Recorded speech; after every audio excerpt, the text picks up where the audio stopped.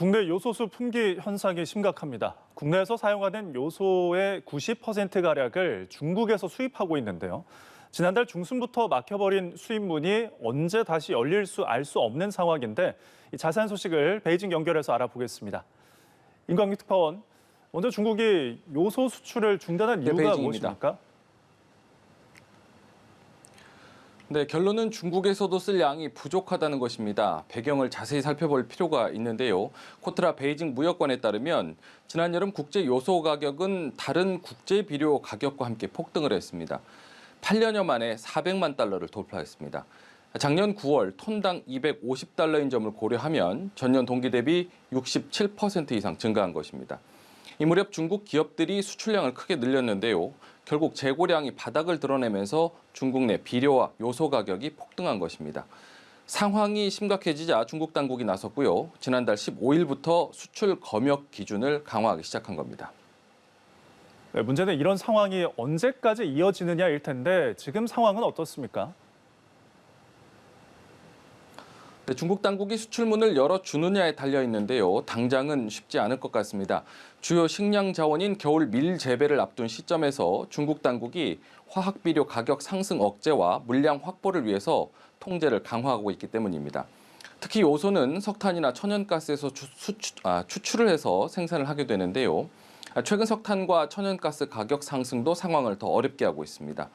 호주와의 외교 갈등 속에서 호주산 석탄 수입을 중단한 것 역시 일정 정도 영향을 미쳤을 것이라는 평가도 나옵니다. 전력난 속에서 각 지방정부의 전력 사용 통제로 인한 생산 위축과 또 공급 차질도 계속되고 있습니다. 주중 한국대사관도 중국 당국에 요소 통관을 위한 협조를 요청하고 있지만 중국 내 공급 상황 개선이 우선돼야 할 것으로 보입니다. 네, 오늘 우리나라는 전국 곳곳이 미세먼지로 탁한 날씨인데요. 베이징에서는 스모그의 영향으로 일부 고속도로가 통제될 정도라고요? 그렇습니다. 베이징 외곽에서도 볼 수 있었던 시내 중심의 108층 높이의 건물은 오늘 1km 전방에서조차 보기가 어려울 정도입니다. 오늘 오전 베이징의 초미세먼지 농도는 세 제곱미터당 140에서 180 마이크로그램을 기록했습니다. 세계보건기구 WHO 기준을 6배에서 7배에 달하는 수치입니다. 베이징 교육당국은 유치원과 각급 학교에서 야외 활동을 중단하라고 지시를 했습니다. 짙은 스모그의 영향으로 베이징 외곽 지역과 허베이성 또 텐진 지역 곳곳에 고속도로는 통제되고 있습니다. 이번 스모그는 중국 북방 도시가 최근 난방철에 접어든 것과 무관치 않아 보입니다. 중국의 북방 도시들은 통상 11월 15일 중앙난방을 시작하는데요. 예년보다 추위가 일찍 찾아온 탓에 올해는 지난 1일부터 시범난방을 시작했습니다. 네, 이 소식도 살펴보겠습니다. 중국에서 지금 코로나19 확산세 속에서 생필품 사재기 소동이 벌어졌다는데요. 자, 어떤 이유에서입니까? 네, 중국에서 최근 사재기 소동이 벌어진 것은 이달 초부터입니다. 대만과의 군사적 긴장감이 높아지는 상황에서 공교롭게도 중국 상무부가 생활 필수품을 비축하라는 공고를 냈기 때문입니다. 중국 당국은 양안 관계와는 무관하고 또 생필품 공급이 원활하다면서 진화에 나섰지만 불안 심리가 가라앉지 않고 있습니다. 허난성 정저우시와 안후이성 또 장수성 등 코로나19 확진자가 나온 지역에서 시작한 사재기는 수도 베이징까지 확산했습니다. 대형 마트들은 쌀과 밀가루는 물론 채소들까지도 채워넣기 바쁘게 팔려나가면서 비상 운영에 들어갈 정도입니다. 장수성의 한 마트에서는 한 고객이 쌀 300kg을 사가는 일도 벌어졌습니다. 이 같은 사재기 현상이 중국 전역으로 확산하는 이유는 코로나19 확진자가 나올 경우 주거지를 최소 2주에서 3주간 봉쇄하는 강력한 방역 조치와도 무관치 않다는 지적이 나옵니다. 네, 중국 당국의 방역 조치가 정말 강력한 것 같습니다.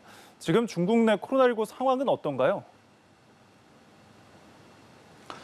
네, 중국 방역 당국이 밝힌 어제 하루 지역사회 신규 확진자는 68명입니다. 하루 전 87명에 비해서는 소폭 감소했지만 확진자가 나온 지역은 오히려 늘어서 전국 31개 성 가운데 20개 성으로 확산했습니다. 이번 확산세는 지난달 17일 산시성 시안에서 지역 감염자가 발생한 이후 빠르게 번져서 지금까지 이어지고 있는 것입니다. 이런 가운데 중국의 감염병 전문가인 중난산 중국 공정원 원사는 이번 지역 감염이 한 달 안에는 잡힐 것으로 전망을 했습니다.